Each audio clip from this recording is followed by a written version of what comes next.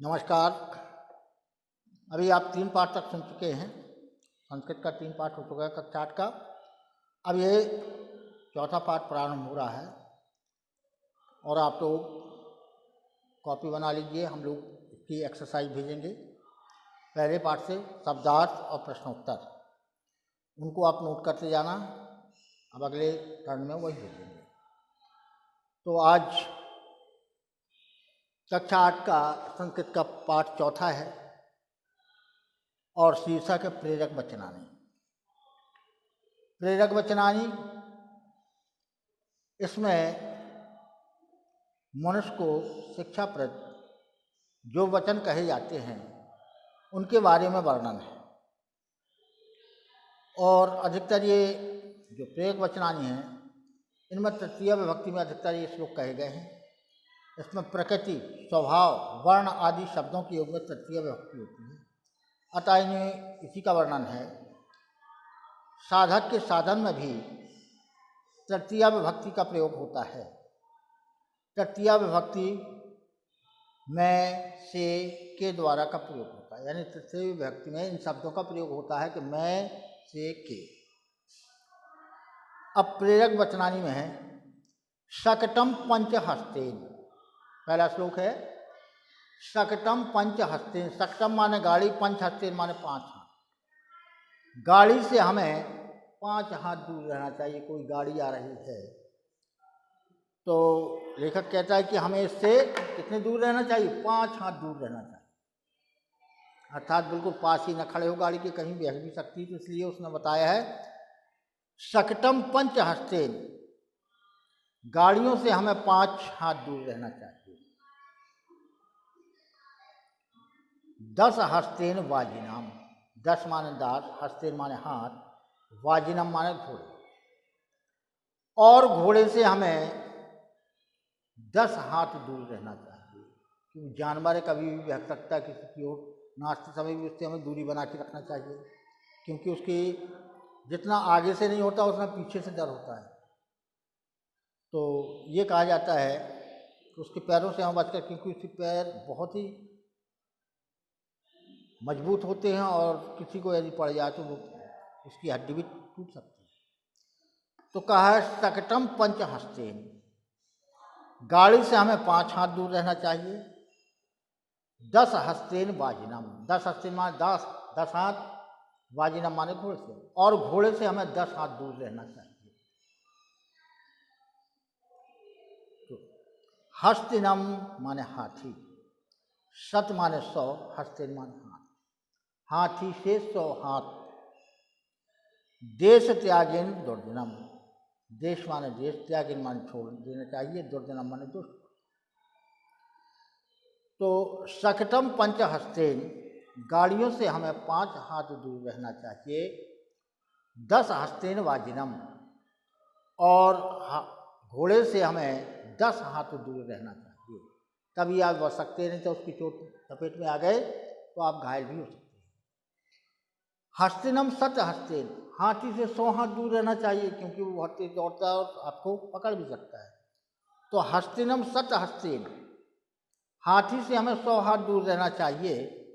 देश त्यागेन दुष्टनम, और दुष्ट राजा या दुष्ट पुरुषों के राज्य को हमें छोड़ देना चाहिए। अर्थात यदि कोई राजा जो दुष्ट है, दुष्ट प्रकृति का है, जो उचित न्याय नहीं करता, जनता का शोषण करता है, ऐसे राजा के राज्य को त्याग देना चाहिए। ये प्रेरक वचन है। पुनः सुन लीजिए। शकटम पंचहस्तेन, गाड़ी से हमें 5 हाथ दूर रहना है। 10 हस्तेन वाजिनम, और घोड़े से हमें 10 हाथ दूर रहना है। हस्तिनम 7, हाथी से हमें 100 हाथ दूर रहना है। देश त्यागने दुष्टनम, और दुष्ट राजा के राज्य में हमें देश को छोड़ देना चाहिए। अर्थात जिस देश का राजा दुष्ट हो, जो प्रजा की भलाई न करता हो, प्रजा का शोषण करता हो, इस प्रकार के राजा को राज्य को हमें छोड़ देना चाहिए। ये था पहले श्लोक का। नंबर दूसरा है व्रतेन रक्षते धर्मो। व्रतेन अच्छे आचरण, रक्षते माने रक्षा की जा सकती है, धर्मो माने धर्म की। अच्छे आचरण से हम धर्म की रक्षा करते हैं, यानी अपने से बड़ों की सेवा करें, माता पिता गुरु की आज्ञा का पालन करें, अपने सहपाठियों के साथ स्नेह का व्यवहार करें, ये आते हैं सदाचरण में। हमें बड़ों के साथ कैसा व्यवहार करना है और छोटों के साथ कैसा व्यवहार करना है। उन्हें बड़ों के साथ आदर और सम्मान करना, किसी के आने पर सम्मान देना सबसे बड़ी चीज़ होती है, और छोटों के साथ हमें स्नेह का व्यवहार करना। तो उसने कहा है व्रतेन रक्षते धर्मम। सद आचरण के द्वारा, अच्छे आचरण के द्वारा हम धर्म की रक्षा कर सकते हैं। जब हम सभी के प्रति सही व्यवहार रखेंगे तो ऐसे हमारी धर्म की रक्षा होगी, अर्थात हमारा धर्म क्या है, दूसरों की सेवा। सदाचरण में आते गरीबों की सेवा करना, जो कोई भूखा प्यासा उसे भोजन कराना। तो इस प्रकार के आचरण से हम क्या कर सकते हैं, धर्म की रक्षा कर सकते हैं। यानी व्रतेन रक्षते धर्मो, अच्छे आचरण से हम धर्म की रक्षा कर सकते हैं। विद्या योगेन रक्षते, विद्या के द्वारा हम योग की रक्षा कर सकते हैं। तो विद्या योगेन रक्षते, योग, हमने कहीं समाधि लगा के बैठ गए कि अपना जैसे योगी होता है, जो समाधिस्थ हो गया तो वो किसी का ध्यान नहीं रखता। इसी प्रकार यदि आप अध्ययन करने में योग का ध्यान रखेंगे, अर्थात एकाग्रचित्त होकर मन लगाकर पढ़ेंगे, तो आपका अध्ययन उचित होगा। अर्थात विद्या के द्वारा योग की रक्षा कर सकते हैं, यानी या योग के द्वारा विद्या की रक्षा। क्यों, आप जब एकाग्रचित्त होकर पढ़ेंगे तो आप निश्चय ही उस विषय को अच्छी तरह से समझ सकेंगे। तो पहले कहा व्रतेन रक्षते धर्म, अच्छे आचरण से हम धर्म की रक्षा कर सकते हैं, और योग के द्वारा या योगी के समान रहकर हम विद्या की रक्षा कर सकते हैं। अर्थात तब हम पढ़ लिख कर बड़े होंगे जब हम मन लगाकर पढ़ेंगे। इससे क्या होता है कि यदि आप पढ़ तो यहाँ रहे, पापा ने कहा पढ़ो, आप केवल किताब खोल के बैठ गए, लेकिन आपका ध्यान लगा है कि पापा कब बाहर जाएं, उनको दिखाने के लिए आप पढ़ते हैं। तो इस प्रकार ना तो वो पढ़ाई पूरी हो पाती, ना आपका ध्यान विद्या में। जब भी कोई विद्या अध्ययन किया जाए योगी के समान, मतलब मन लगाकर, फिर हमें आसपास की वस्तुओं का ध्यान नहीं रखना, केवल पढ़ने में ध्यान देना है, तभी विद्या की रक्षा होती है। तो व्रतेन रक्षते धर्मो विद्या योगे रक्षते, अच्छे आचरण के द्वारा हम धर्म की रक्षा कर सकते हैं और योग के द्वारा विद्या की रक्षा कर सकते हैं। मृदुना रक्षते भूपा, मृदुना कोमल और दयापूर्ण व्यवहार से, रक्षते माने रक्षा की जा सकती है, भूप माने राजा। तो कोमल और दयापूर्ण व्यवहार से हम राजा की रक्षा कर सकते हैं, यानी राजा यदि कोमल और दयापूर्ण व्यवहार हो तो वो संपूर्ण देश की रक्षा कर सकता है। सत स्त्रियाँ रक्षते गृह, और जो सद गृहणियाँ होती हैं वो घर की रक्षा करती हैं, यानी उन्हें किस प्रकार घर को सजाना है, किस प्रकार अतिथि को स्वागत करना है। तो सद माने अच्छी, जो अच्छी गृहिणी कहलाती हैं उनसे हमारी घर की रक्षा होती है। तो अभी था व्रतेन रक्षते धर्मो विद्या योगेन रक्षते मृदुना रक्षते भूपा सत्य रक्षते गृह। सद आचरण से हम धर्म की रक्षा कर सकते हैं, योग के द्वारा विद्या की रक्षा कर सकते हैं, कोमल और दयापूर्ण स्वभाव से हम राजा की रक्षा कर सकते हैं, सत स्त्रियाँ जो सद गृहिणी होती हैं उनसे घर की रक्षा होती है। तो अभी आपका ये दूसरा श्लोक था। अब तीसरा है मूर्ख शिष्यो उपदेशेन, मूर्ख माने मूर्ख, शिष्य माने शिष्य को उपदेश देने से, अर्थात मूर्ख शिष्य को उपदेश देने से दुष्ट स्त्री मरणीय। और दुष्ट स्त्री को पूछने से, अर्थात तो कितना भी समझाया वो समझ में नहीं आता। मूर्ख शिष्य को कितना ही उपदेश दो, मूर्ख है, आपकी बात सुनेगा ही नहीं, तो उसको शिक्षा कहाँ से आएगी। मूर्ख है, उसे कितना भी समझाए कि इस रास्ते पर नहीं चल रहा, वो उसी पर चलेगा।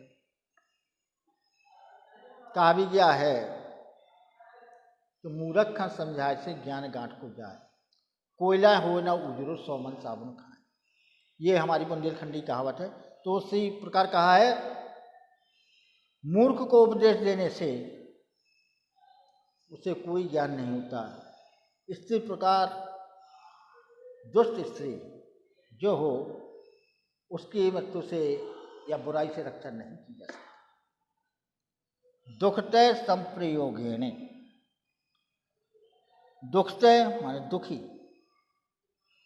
तो संप्रयोगेण उठना बैठना या मेलजोल करने से, दुखते संप्रयोगेण पंडितो अवध। तो ऐसे लोगों के साथ उठने बैठने से हमें दुख ही होता है, दुख प्राप्त होता है। अर्थात मूर्खों के साथ में या जो सद्ग्रहणियाँ नहीं हैं उनके साथ उठने बैठने से हमें क्या होता है, दुख ही प्राप्त होता है। पंडितो अवस्थति, ऐसा विद्वानों ने कहा है। अब विद्वानों ने क्या कहा कि मूर्ख शिष्य को उपदेश देना उचित नहीं है और दुष्ट स्त्री के जो हो उसे समझाने से व्यर्थ लाभ नहीं होता। दुखते यानी वो मृत समान है, तो दुखते संप्रयोगेण पंडितो अवति। ऐसे मूर्ख शिष्य या दुष्ट स्त्रियों के साथ उठना बैठना या मेलजोल करना उचित नहीं होता। ऐसे मूर्ख और ऐसे स्त्रियों के बीच में उठना बैठना या उनसे मेलजोल बढ़ाना उचित नहीं होता, क्योंकि उन्हें आपकी सुनना नहीं है, तो मूर्ख हैं, और आपके बताए रास्ते पर नहीं चल रहा, उन्हें करना वही है जो कर रहे हैं।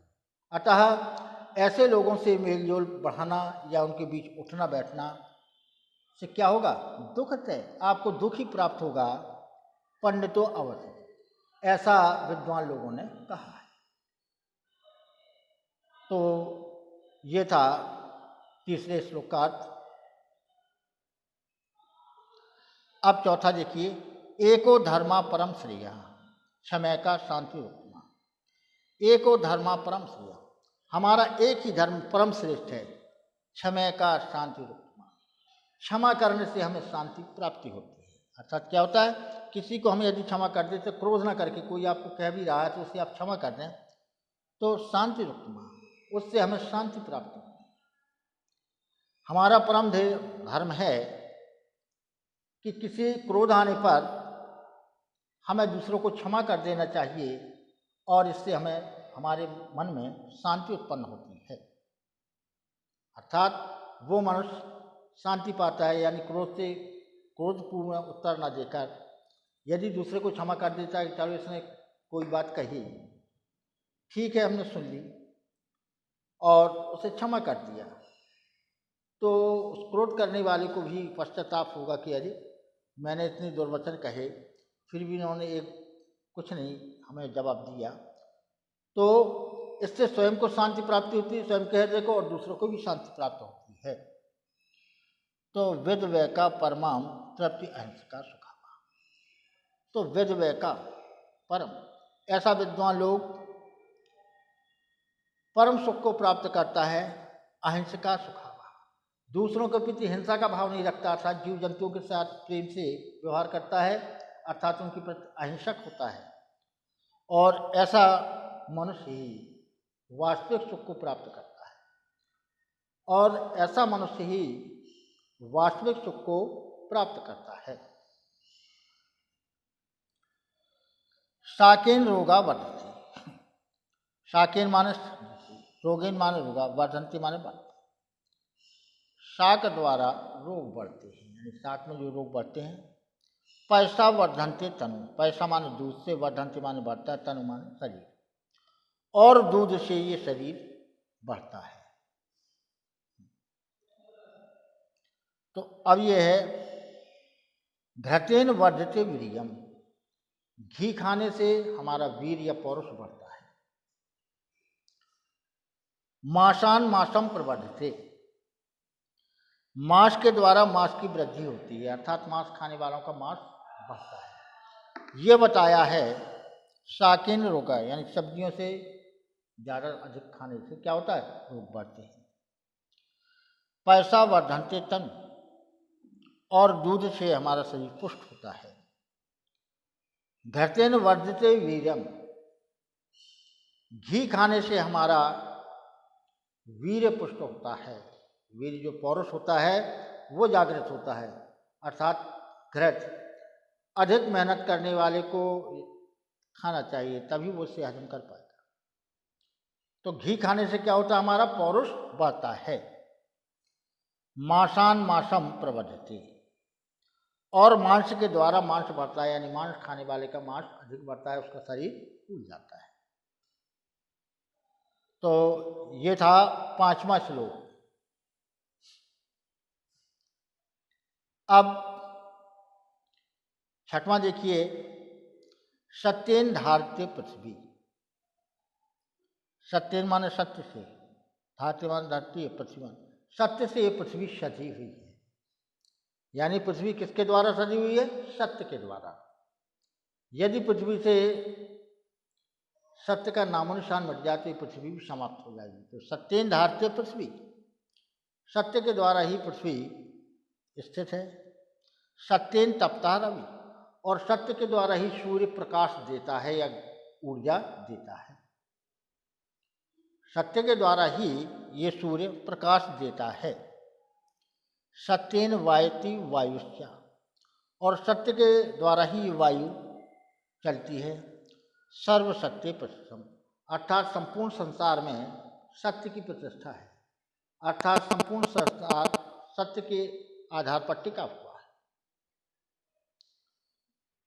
तो फिर से सुन लीजिए, सत्येन धारते पृथ्वी, सत्य के आधार पर ही पृथ्वी टंगी हुई है। और सत्येन तपा रवि, सत्य पर ही आधारित सूर्य है। यानी सत्येन धारिते पृथ्वी, सत्य के आधार पर ही पृथ्वी स्थित है, यानी पृथ्वी को सत्य ही धारण करता है। सत्येन तपते है रवि, सत्य को ही ये सूर्य धारण करता है, जिसके कारण ये प्रकाश और ऊर्जा देता है। सत्येन वाति वायु, सत्येन धारित, सत्येन वाति वायुश्च,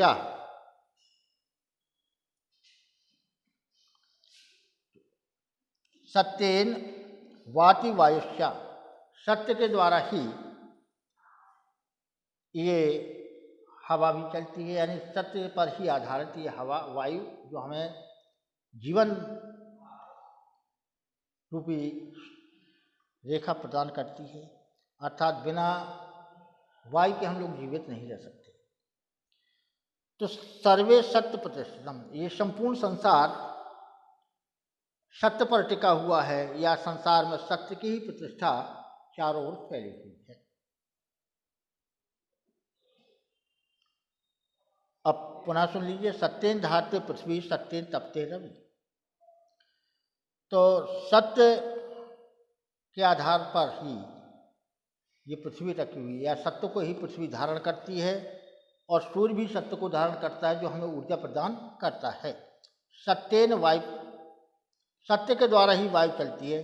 सर्व सत्य प्रतिष्ठम, संपूर्ण जगत में सत्य की प्रतिष्ठा ही स्थापित है, अर्थात सत्य ही वो स्थान है जो सभी जगह पर व्याप्त है। अब अंतिम देख लीजिए 7वां, हस्ती अंकुश हस्तेन, हस्ती माने हाथी, अंकुश माने अंकुश, हस्तेन माने वश में होता है। हाथी को अंकुश के बल पर वश में किया जा सकता है। देखिए कितना विशाल होता है हाथी, और अंकुश होता है बहुत छोटा सा। आपने देखा होगा महावत लोग भी रहते हैं, यूँ होता है, कुछ यूँ मुड़ा हुआ होता है, तो छोटा सा होता है अंकुश ले, और हाथी कितना बड़ा होता है, उसका विशाल शरीर होता है। तो हस्ती अंकुश हस्ते, हाथी इतना बड़ा विशाल हाथी भी उस छोटे से अंकुश के वश में होता है। बाजी हस्तेन ताड़िते। बाजी माने घोड़ा, हस्तेन माने हाथ से, ताड़िते माने पीटना चाहिए। तो बाजी हस्तेन ताड़िते, और घोड़े को पीट कर या उसे कोड़े से पीट कर आप वश में कर सकते हैं। तो देखिए, हस्ती अंकुश हस्तेन, इतना विशाल हाथी एक छोटे से अंकुश के वश में हो जाता है।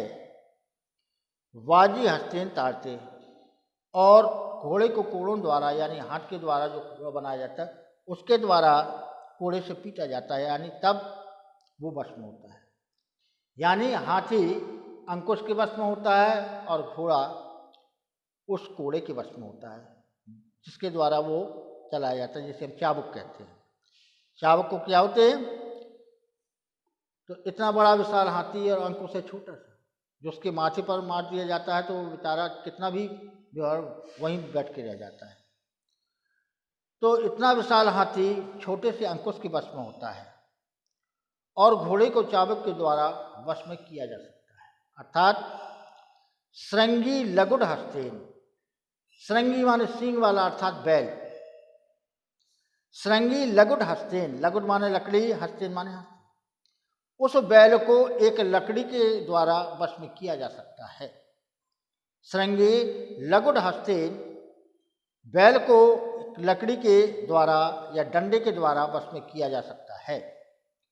खडग हस्तेन दुर्जना, दुर्जना, दुर माने बुरे, जना माने लोग, खडग माने तलवार, लेकिन दुष्ट लोगों को तलवार लेकर ही वश में किया जा सकता है। अर्थात दुष्ट लोगों को तलवार की आवश्यकता होती है, यानी उनको वध करने के लिए, उनका विनाश करने के लिए हमें तलवार की आवश्यकता होती है। अब देख लीजिए अंतिम, हस्ती अंकुश हस्तेन, इतने बड़े हाथी को एक छोटे से अंकुश के द्वारा वश में किया जा सकता है। बाजी हस्तेन ताड़ते, और बाजी माने होता घोड़ा, घोड़े को एक चाबुक के द्वारा वश में किया जा सकता है। श्रृंगी लगुड़ हस्तेन, श्रृंगी माने बैल को, लगुड़ माने लकड़ी, हस्तेन माने हाथ, यानी बैल को एक लकड़ी के डंडे के सहारे वश में किया जा सकता है। खडग हस्तेन दुर्जना, लेकिन दुष्ट पुरुषों को तलवार के द्वारा ही वश में किया जा सकता है, अर्थात उनका विनाश ही करना पड़ता है। तो अब ये प्रेरक वचनानी समाप्त होता है। इसमें जो आपको समझ में आए हों पुनः पूछ सकते हैं। इसके शब्दार्थ और प्रश्नोत्तर हम आपको एक्सरसाइज में भेजेंगे। तो अब ये पाठ यहीं पर समाप्त होता है। धन्यवाद।